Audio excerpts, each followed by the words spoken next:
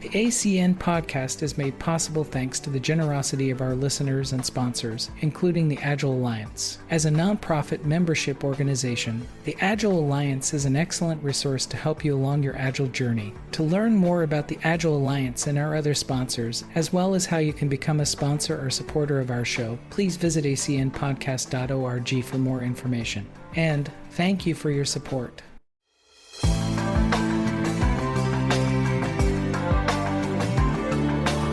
Good morning and good evening to everyone. Welcome to the Agile Coaching Network. I am Ray Arrell. This is episode 72 for the podcast of our little get-together to talk about all things Agile. And in this particular case, if you're new to the Agile Coaching Network, this is going to run a little bit differently than most podcasts. This is really about facilitating the conversation between the group of people who joined the ACN for this session, as well as just ongoing, just us trying to, as Agile coaches, to be able to have a forum where we can have a good conversation about the things that are top of mind in the community.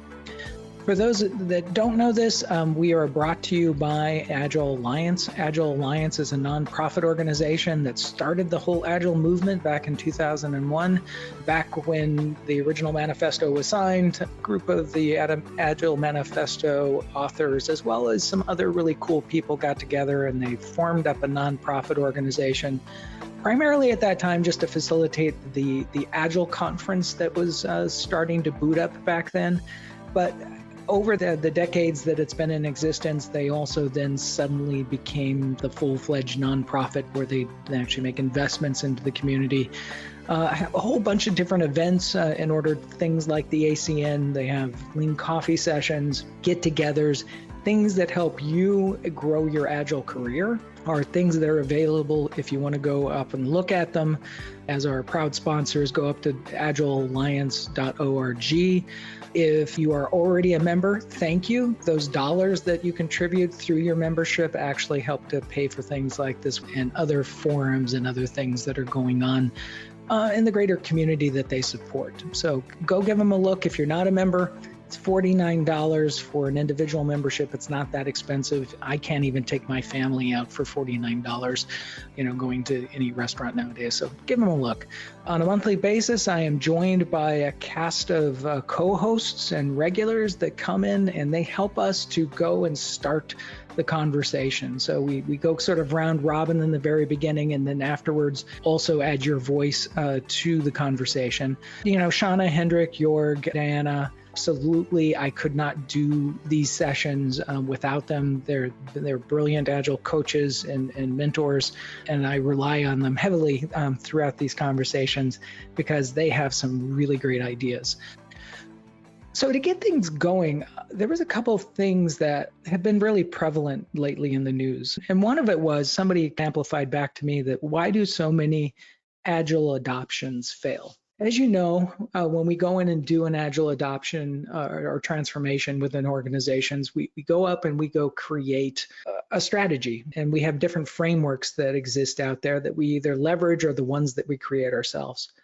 But ultimately, the goal is we're facilitating the shift between called out in the manifesto of, to shifting to more responding to change, customer collaboration, working software, individuals, and interactions. These might seem like very simple things that, telling groups or educating them on why there's more benefit in being more towards those things that we call out in the Agile Manifesto and how they do go and create more value. But that process, as you know, is probably the most complex thing that we often go do. And that's true at the team level, and it's also true when we go into the organizational level itself. One of those key constraints, and the one that I spend a whole bunch of time on, is just the cultural shift that happens within organizations. Most organizations that are more waterfall or more, if you think of the word traditional development organizations, some of our older companies and even some of the newer ones, they tend to be more command and control, competency-based cultures. And as you know, what we're trying to go do in the shift into Agile teams is we're trying to go and lead leaders within the organization to be more of a cultivation-based culture leading with really great visions about what we're doing. And then we're enlisting the team to collaborate with us in order for us to be able to deliver on the customer needs. And of course, that also comes with having the competencies in order to be able to be great developers, great leaders, great program owners, great administrative assistants, great. And I can keep going through job titles, but we want to gain competencies in the jobs that we do and make rewarding careers and succeed by being the best that we can as individuals. But we're also trying to bring together people in collaboration. And again, from leading from where do we want to be as organizations. And a lot of these tenets, if I'm speaking to most of the Agile coaches on this call, you all know this. I mean, this is the stuff that we've been teaching for decades of what we're trying to do. If you go look at the number of Agile adoption strategies that exist out there, there's quite a few opinions on how to go do it. And some of the attributes of these are some of them being more naturalized change, which is meet the team where they're at, start to do iterative change with them in order to slowly evolve them to more of an Agile process, as well as an Agile mindset. Others, they set up sort of these "are you ready to go" constraints, meaning that if you meet these input criteria, it kind of sounds a little phase-gatey to me, but if you meet these input criteria, then you're ready to go for your Agile adoption. If not, you got some stuff to go take care of. And in certain cases, like when we have big issues of trust in the organization and other things that might be more HR related, there might be legitimately some things some teams need to do before they get started. That is just one of the methods that's in the toolkit that Agile coaches use today. And then I can just go through a variety of other different ones, that use either Cotter or use Nudge or use all sorts of other strategies that are out there. As we look at all of these, especially in the beginning of getting a team going from that desire to change. I don't think as an Agile coach in my 20 years of doing this, have I ever not met a team who says that we don't understand that we don't need to change, meaning that they all have this understanding that they need to do something differently in order to get higher customer value. And we, at the very beginning of this, through that discovery phase, we as Agile coaches are looking through our toolkits of trying to understand how do we get people past that first set of hurdles and get them starting learning and stabilizing their Agile adoption. And then slowly, as they start to build proficiencies, we start to go look at how do we help them to optimize over time. And I know we all have different toolkits for that. And so what I would really like to talk about in this discussion is, what is your go-to Agile adoption strategy that you use as a coach? Or what are the ones that you've tried within your organization? I'd like to know from the strategies, why is it your go-to? Why is that strategy the thing that you rustle around in your toolkit and you go, oh, that's the thing that I want to go grab first? And then to address that 50% of the Agile adoptions fail, and by the way, that number is a lot higher than 50%. I just wanted to put a safe number out. A lot of Agile adoptions fails. So what is the key gap? And as a community, what are the things that we still need to work on? What are the kind of the gaps that are out there that we see in the current toolkits? Or is there a toolkit that isn't getting enough playtime so that it actually people talk about it and start to use that? So that's how I'd like to kick off the conversation. And so, Shauna, did you want to take the first stab at this? Sure. There's a lot of parts to this. I know, I'm sorry. So I will do my best to break it down. All right. So I think as I look at Agile adoption, a lot of times whoever is having the conversation or trying to kick off an adoption process within their organization typically wants to do something that they've done at a previous company that they've come into before. So for example, I had a company talk to me recently. They already had Agile coaches. They, as I dug in to understand what problems that they were trying to solve, what was working and what wasn't working, the CEO really was frustrated that they weren't using Scrum out of the box as he knew it. And that's and he wanted it to be done the way that he knew it. So, trying to break down the problem of what companies are trying to solve are really important.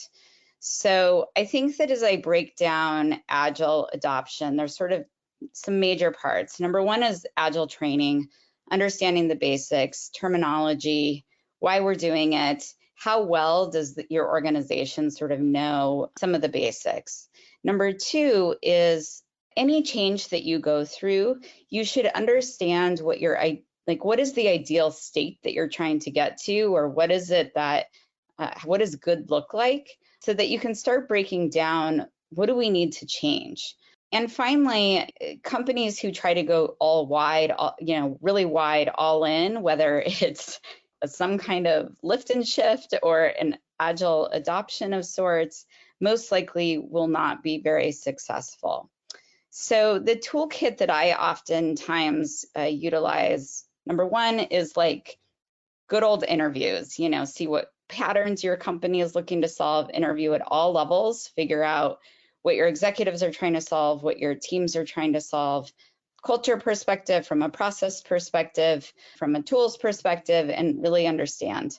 I think we've had conversations on here previously about the word maturity and maturity models and how that doesn't really resonate with a lot of folks. But I do think some sort of growth and Diana, a fluency model to help teams understand where they might want to incorporate new capabilities, what good looks like, et cetera, is really important to sort of understand what's, how do you kind of climb that to that next level of new capabilities in certain areas.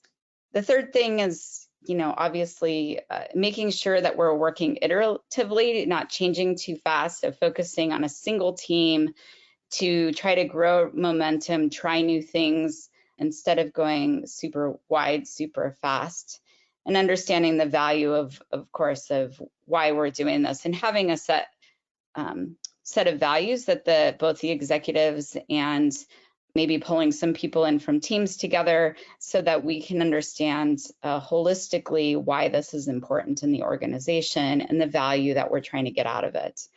The thing that I focus on, if we're talking about Agile within teams specifically, for my personal fallback that I do if I kind of get more into the weeds is I oftentimes will really help teams build out their boards. And the reason why I do this, and I typically do fall more towards a Kanban style board so that we can really understand what's preventing the teams from moving quickly, and to understand what's getting them hung up.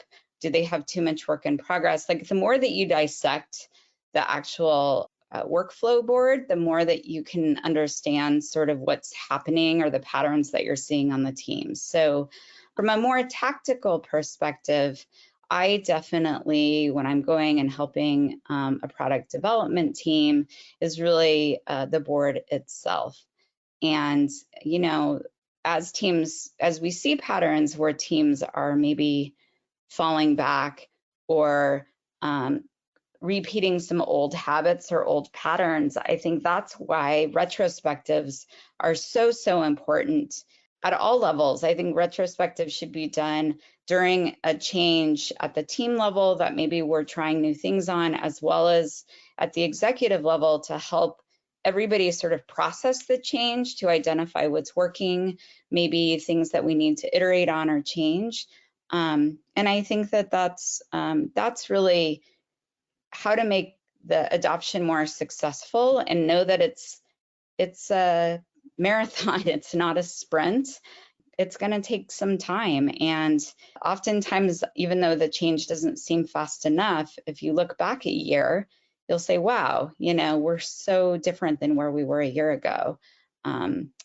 So, it's definitely a journey, but there's a lot of things that I think that you can use. And so just to summarize, the fluency model or a growth model, and retrospectives and the workflow board are like the three things that I really lean into.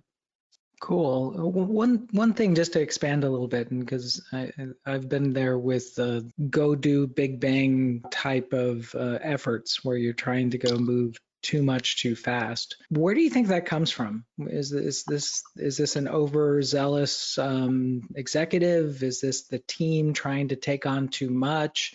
Is this the coach's expectations of I only have 5 months here, or I'm trying to go earn my pay, so I've got to go get big areas of proof first. What do you think the main sort of underlying issue is there? I mean, it really could be any of those things. The more transparent that you can be about what's happening and having those retrospectives, I think seeing change is more clear. If it feels like nothing's happening, that's when it's like, what are we investing in? Why are we doing this? We should just stop doing what we're doing and go back to the way we were doing things, because at least we are getting things done. So if there isn't transparency there on sort of what that adoption is looking like, or the feeling that there's some value getting out of it, that's where the investment will stop. Okay, thank you for that. Those are all really great points. Deanna, how are you doing? I'm doing well. It's been a kind of a crazy week, but it's been a good week. So yeah. Well, you're here now, so Yes, I'm here helpful. now. So yeah, well, it's been a good week because publishing our new book came out. Yay! No longer a pre-order thing. It's an actual you can get it right away thing. And just to say, because I want you to go ahead and give the title because you've been working on it for a while, and I've been watching on LinkedIn a whole bunch of people being proud to receiving their copy of this. And so, yeah, go ahead, share with us what the book was. Yeah. It's titled "Lead Without Blame: Building Resilient Learning Teams," and my co-author is Tricia Broderick. Yeah, we've had a lot of engaging conversations over the past couple of years. We pair wrote the book, and so it's been really a labor of love and a great collaboration. But congratulations. Yeah, thank you. As far as the question is concerned, my first thought always is there's kind of an old understanding among some folks that change is not an event. Change is not something that you announce one day, but yet that concept around change in organizations seems to still persist. So I don't even like when we talk about adoption or transformation or even transition, because that sounds like there's a done state. And I'm not sure there is one. And so it's also like, how do you decide when it's a failure, right? I mean, how do you say 50%? Because are they still on the journey of transitioning to Agile, which may go on for some great long period of time? I mean, I've bumped into a number of organizations that are, introduced Agile, got distracted by some shiny object, went with that for a while, then realized, no, we have to go back to this Agile thing. Another shiny object comes along, and finally they're on their third or fourth, and it's like, no, we really need to do this. So where would you say that was a failure if they're still persisting with it? I don't know. So I like to talk about transitioning or a learning journey, an organizational learning journey around Agile, and because it doesn't end. We're still discovering new aspects of what it means to be effectively Agile. We've added in DevOps, we've added in OKRs, we've added in the need for UX. And I think the other thing that happens here is that organizations think change can only happen to one part of the organization. Let's go fix those teams. And if we're messing about with the teams, we're actually messing about with the organization. And if we don't understand that, it doesn't go well. So one of my favorite agile transitioning strategies is the one that I learned earliest on, which is socio-technical systems design. And we don't hear a lot about that in the agile world, but that's how I learned about organizational change and transitions. And it says this is a thing that's happening to the whole organization. We can't carve off only the teams and say this is only happening to them, because the rest of the organization is creating the environment within which the teams are going to work. And if it's not a welcoming environment, well, Agile isn't going to work yet. An Agile approach isn't going to work yet. And even the Agile Fluency model, thank you, Shauna, for bringing it up. What we say, it's a model of team behavior. It's observable team behaviors that we think people could see to kind of give some guidance about the nature of the work and what they want to have as expectations for their teams. But it's a model of team behavior that has enormous leadership and organizational implications. Like, if we're not engaging at that level, it's not going to work. So, and I think I agree with Shauna. I think retrospectives are a big part of that. How that gets included and transitioned to or becomes part of the learning journey for across the organization. Years ago, Jutta Eckstein wrote a book called, Retrospectives and Organizational Change. I can't remember the exact title, but recognizing that there's more to retrospectives than just something that happens at the end of each team sprint or each team iteration. So I think it's what works well with the strategies that I use. What works well about it is that we tend to start with managers or leaders that are most closely working with the teams, or maybe only one step away, one Kevin Bacon number away from the teams, to help them understand what it means to shift to managing a team-based work, and that it's different, and that some of the skills and abilities that they've collected over the years are going to be just perfectly matched, and some of them they may need to let go of and learn some new ones, and giving them that support, and then also from their leadership the encouragement to move that way in this direction. So what works well for me is starting there, deciding what is this transition we're trying to create at an organizational level. How does it fit with our business direction? How does it, why behind why we're even trying to do this? And it needs to be a robust why, not, well, every other manager is doing it and it'll help my promotional possibilities if I can put this on my resume.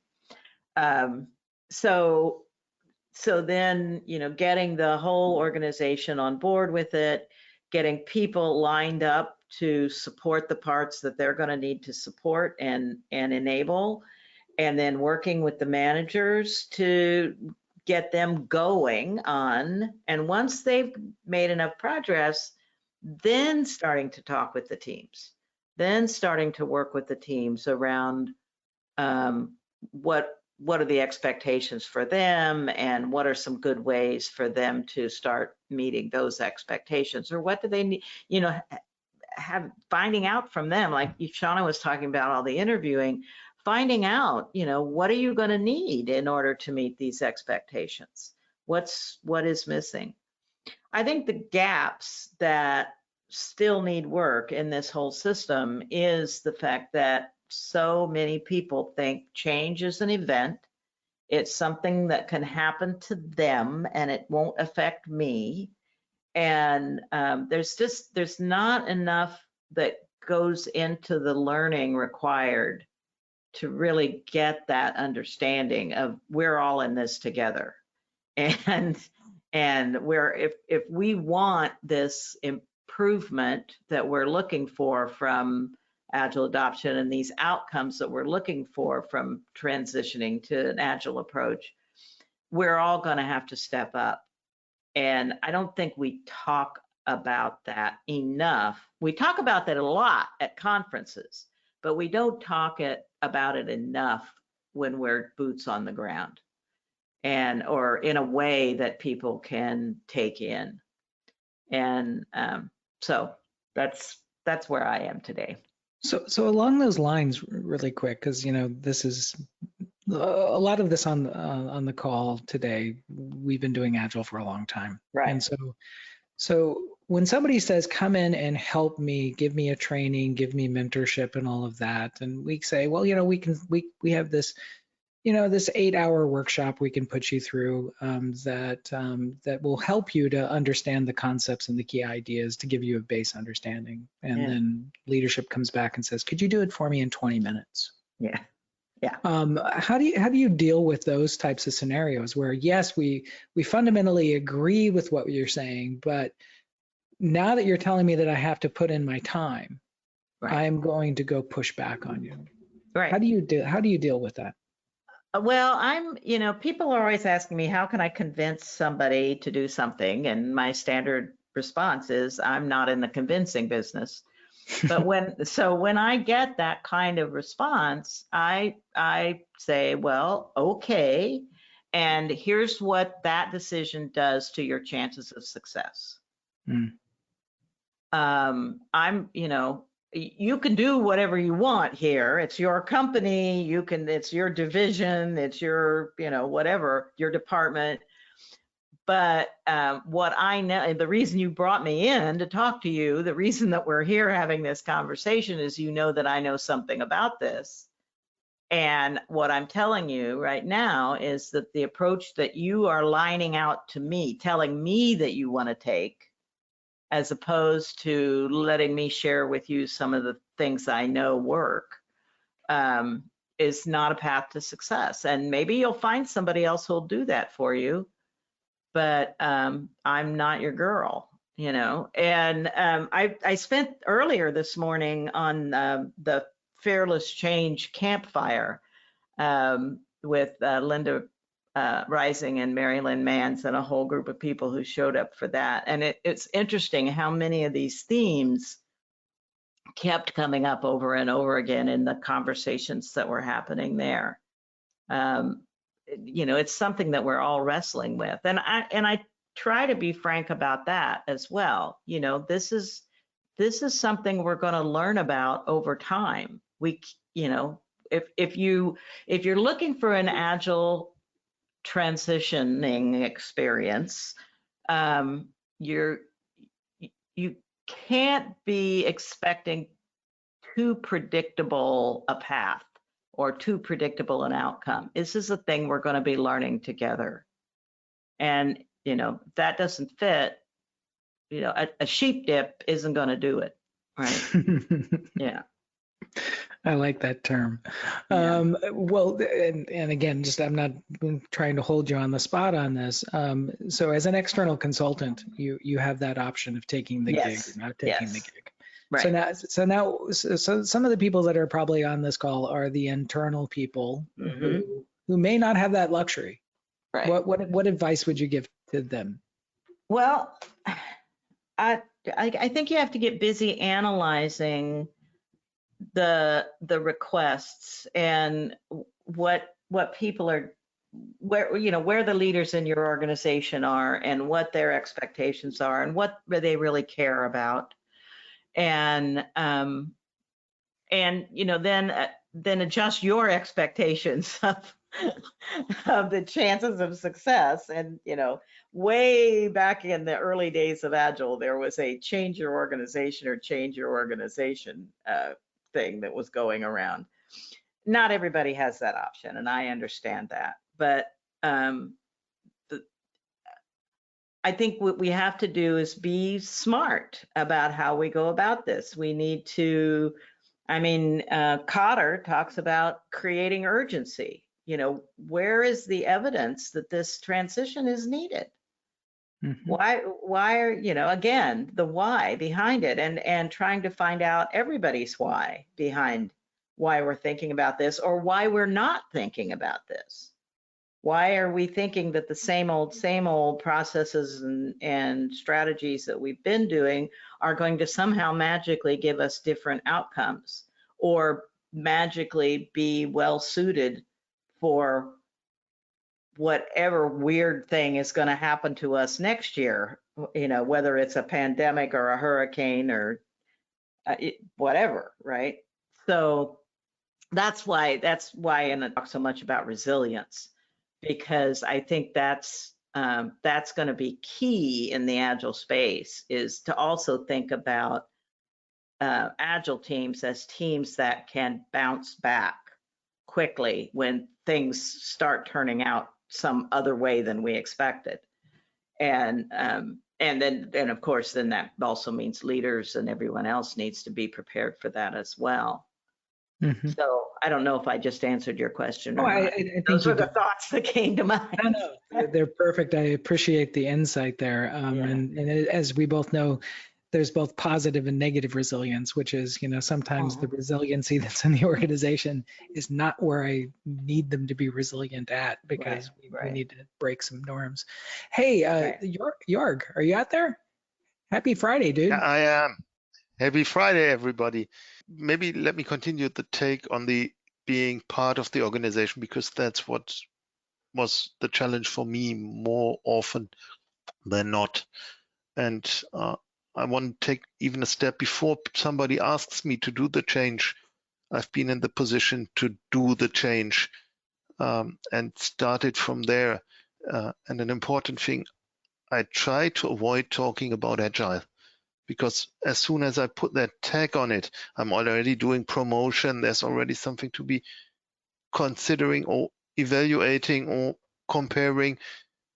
What I try to do first is find people who really have the burning platform, to say it with Kotter, who either on my team or close to my team or in my organization where I'm serving has a real problem.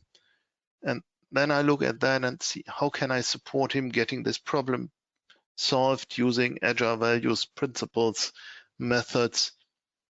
And only after they see this actually works, I start the discussion about what's the theory behind it, why does it matter.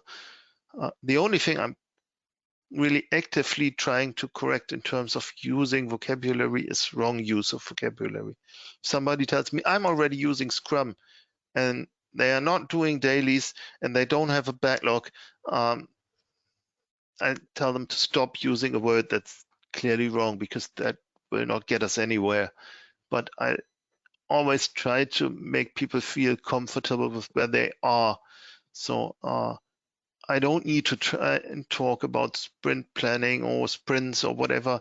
I can simply talk about iterations or just doing repeated things. And definitely then the next step is getting simple practices in, like it's explained in the Heart of Agile approach. Just get the basic motions there, because I think that is one thing to look at the last question pretty fast. That makes a lot of adaptations fail. People don't just learn the basics of being respectful, asking the right questions, learning at every opportunity, taking improvement as a good thing, looking at value, doing short iterations, all that kind of thing, because they see I've learned Scrum. So Scrum doesn't work here because my iterations need to be longer or shorter or whatever. But the understanding of go for the next goal, to go from there to the next goal, is still valid, but they fail because they have learned to do it in 2 or 4 weeks. So that doesn't really help. So the people who really practice just need to practice the basics first. It's like with every sport. If you're bad at walking, don't try to run. So they need to feel it's a benefit. I want to do this. And then curiosity always kicks in. Why are you doing this? How does that work? you've said this in a sentence, explain what's behind it. So that is normally the dynamic I'm trying to look for. And then there's the second layer of moving it up the organization as fast as possible. Because if something good is happening, telling it to the leaders is appreciation of the people who are changing. So big motivation to change. They get recognition, they get seen, they get talked about. They probably get some freedom to do more. It's as well good for the leaders to see there is something already happening. I'm not asked to be the first one to do something and change. Somebody is changing, and if I want to amplify it, now I have to think about changing myself, because there's a lot of traction that comes from above and from examples and leaders walking exactly what they preach. So that's the parallel thing. But I try to create impact myself first in whatever people need. In the beginning, I always try to tell them, this is what worked for me last time. That is not what you start with, because then they try to emulate. And if that's not what fits to their experience, their trust level, they fail. And they don't notice because they already have a bit improvement of going through the motions, but they never get the practices. So important is really let them find out for themselves how this feels and how this works, and just slightly open the space for them to do it, and then build the foundation of knowledge in parallel, and make it fun for the leaders, and then you can push them to really change. And my feeling is at least the very basic trained reflexes in the teams, they always stay, even if everything else might be overturned from above or through a special situation. Thanks for that. Those are all great insights. Let's see, Sheila, you have your hand up.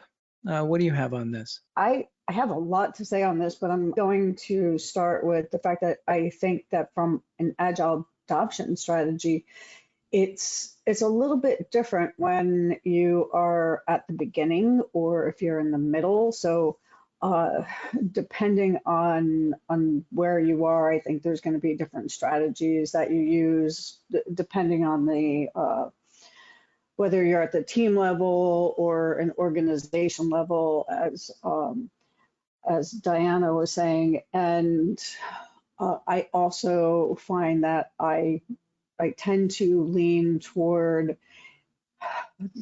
first going after the understanding that the group has on agile versus frameworks versus ways of working. I see these three things as very different pieces of the puzzle. And I find that a lot of times they get conflated, and you have people that believe that Scrum equals agile or Kanban equals agile, and people that think, that these agile means that you have to employ these certain new ways of working. And these are all different concepts, and they're all different concepts that work very well together. But I was agile before there was a framework that I was using. And I go back to this very often because, managing a digital supply chain for music, digital music in that space, you had no choice but to be agile. The business had to be agile. We had to respond to market changes. As somebody in the software engineering, we had to be able to respond to those business needs. So we had this business agility, IT agility that all had to come together. We had our own framework in doing that. We didn't have a set framework that everybody else was using, but it was still agile. You don't need to use one of the well-known frameworks to be agile. And then there's ways of working, which I find are complementary. Some of those come from XP, which is pair programming and mob programming, and doing these other ways of working that will help you in being agile. They don't necessarily mean that you are agile, but they are a part of that toolkit. So my go-to is really to start with the fundamentals and making sure that everybody understands these different pieces of the puzzle and how they fit in and what the objectives are and what these pieces are going to get them. One of the biggest challenges I always face is that not everybody is willing to change, wants to change, sees that there's a problem with their current ways of working. And for me, that's the key gap. And that's one of the things that I'm working on right now is how do I inform people in such a way that will make them embrace this. Yeah, if only those other people over there, other than myself, would change, things would get so much better around here, right? Yeah, exactly. Yeah, that's really where I come from on it. I think it's important to have that understanding, that key understanding in order to be successful. Otherwise, you're just going down we need to implement this framework and these metrics and these things, and you're really just creating a process and not really adhering to, some of the true Agile values. Sure. Yeah, I fully agree with you on that. And thank you for those comments. Darius, how are you doing? Hi, Ray. I'm doing well. And I was Welcome. stimulated by your questions and comments. And I wanted to speak on the third one. Please. What are the key gaps that we still need to work on? My suggestion is we have to understand what strategy is. What is strategy? Is this something which, executives get paid for and they only have a say for it in this space? Is the strategy the plan, how to go from my current state to ideal state? There are some serious problems in defining what that would give us in return. So I am even thinking that the notion of the coach or the method which we are trying to impose on the system has certain risks, because every context, every situation is going to be different. And what we can do effectively is to get engaged and facilitate something which in a given context is going to be beneficial. Yes, methods are going to be useful. Learning is going to be useful, but there is no such a thing as canned strategy which is going to get us there.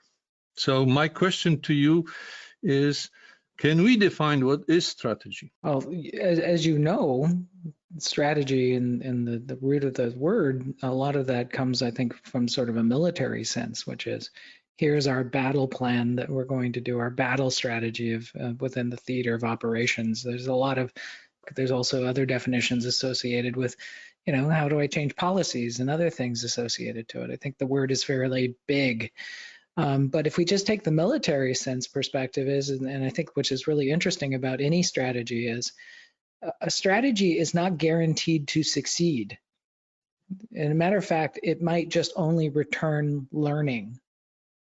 To me, a strategy is an opportunity to learn something that we didn't know before. And that learning, whether or not we succeed or we get partial completion or we only get so far, tells us something. And I think I think Shauna brought this up, and I think also Deanna brought this up as well, is how do we retrospect on that and then understand, okay, we got so far. Now, what other strategies are we going to put into place in order for us to move forward on that? I think the usage, not just the definition, but also the usage of it. I think we have this sort of black and white mentality of, well, it failed, so therefore it's the wrong strategy. No, it actually worked. It told us something. And I think a lot of people ignore that. I like that, because if we consider that strategy is a trip from A to B, the problem is that I can plan my trip to Cannon Beach because the location of Cannon Beach does not change. But in business and in life, my target may move, right?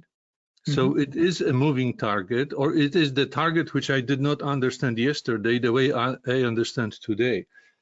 So comparing strategy to a trip from A to B has serious flaws, right? You can look at strategy as pattern of certain decision in the stream of decisions, right? So what type of decisions people make. You can look at strategy as pattern of actions people take to go to some directions.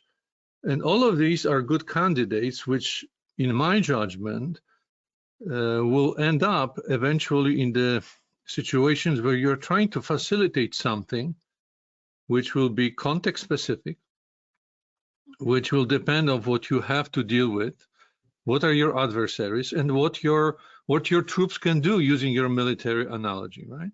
If you are impossible to move quickly, your maneuverability is low, you're not going to get much, right? No strategy is going to work for you because you're a sitting duck. If you do not understand that your enemy is moving and smart, you're not going to be a fit for this, right? Because you'll be just pushing forward like a bulldozer. And that's, you know, if you look at what's happening in the current theaters of war, you see how that works, right? So yeah, this is really, in my judgment, complex and relates to the what is the fit, the strategic fit. Are we looking at the things? Can we even tackle them? Are we equipped to be maneuverable enough? And if not, we have to start putting emphasis on those actions which would increase our maneuverability, which would increase our sophistications, how to detect and react. So there is no one size fits all, or even 15 sizes, which will give us success. It is just you observe, you learn, and I like what I heard earlier, that in this observing and fitting the context, one of the primary things which we have to work really hard is the truthful, respectful, and meaningful conversation among the people. If you don't have that, if you cannot share your perspective freely, and if you cannot accept the perspective of other people, if you cannot walk in their shoes, those conversations would never result in something very helpful. So there are those fundamentals, called it maneuverability fundamentals, like truthful and respectful exchange of ideas, which are must-have. If not, you are going to have slaves which are going to execute because I whistled and they all run. So the methods, the tools which we all have to use in facilitating proper transitions, I like that term as well, is going to be based on those fundamentals. Fully agree on that. And, you know, when sometimes people whistle, people and jump to and go, they might just go out the door, which is something that we don't want to have. We're actually approaching the top of the hour, and I want to appreciate, we've had a number of hands that are up. Unfortunately, we're not going to be able to get to all of you for this session, but I really appreciate the contributions that people have brought today. In fact, again, to thank my co-hosts. I knew when I picked this topic, it was going to be big and meaty, and I knew that we were going to spend a little bit of time getting, you know, some insights into this space.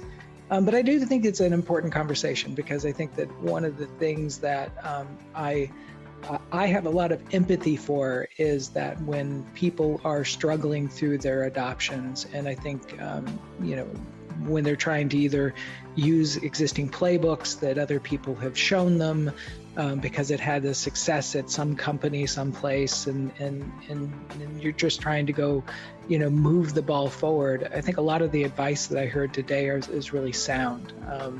To be honest with you, I think this is one of these. This is going to be a really good thing to re-reference again and have further conversations on. So with that, just to let everyone know, we will have another live session for this year, and that is we're going to have the October 28th. And then after that, we're going to have the November one, and then we are done for the year. So we do not do a December podcast at all. But if you're looking for other things to go connect with on a monthly basis, there's lean coffee sessions and there's other things that through the Agile Alliance that you can go join up with and have those conversations. I drop in from time to time there. Also next week, I'm going to be over at a conference, my first international conference that I'm going to over in Budapest. So if you're in the Budapest area and you want to just sync up and have, a conversation, go ahead and throw me an email. I think all of you have my email where you can reach me at, that comes on the invite list. With that, I want to wish everyone a happy month, and hopefully you guys have a really great Agile journey coming into, actually soon, the new year.